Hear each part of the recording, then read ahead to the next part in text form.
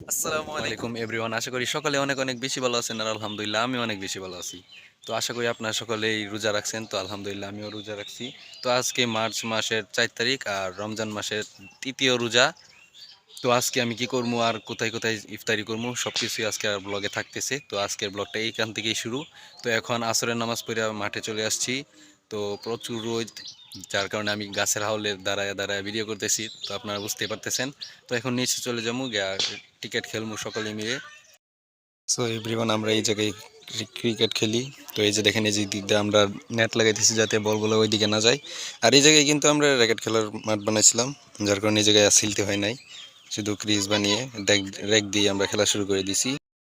তো এখন নিচে যাওয়া যাক, খেলার জন্য সকলেই ডাকতেছে গিয়া বাড়ি। তো এভরিওয়ান দেখেন আমাদের খেলা।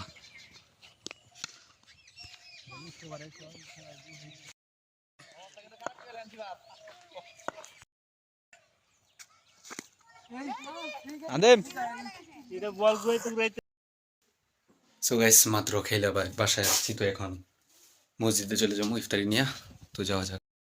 সো এভরিওয়ান, এই যে দেখেন আমি ইফতারি নিয়ে এখন মসজিদে চলে যেতেছি। তো মসজিদে যাওয়া যাক। তো এখন বেশিরভাগ পোলাপান নিয়ে মসজিদে যায় না, জানি না কিসের জন্য। তো এখন যাইতেছি আজকে ফার্স্ট আমাদের পাঞ্জাগানের মসজিদে ইফতারি খাওয়ার জন্য। যাওয়া যাক। সো এভরিওয়ান, মাত্র উজু করলাম, এখন ভিতরে যাওয়া যাক। হুজুরে একা একা বসে রয়েছে, আর কেউ নাই।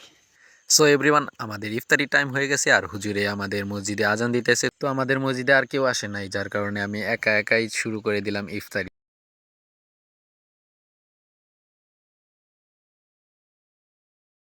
তো এখন এই যে দেখেন, এই জায়গায় বড়া আছে অ্যান্ড মাখাইতে হবে, যার কারণে আমি সব ভেঙে নিতেছি।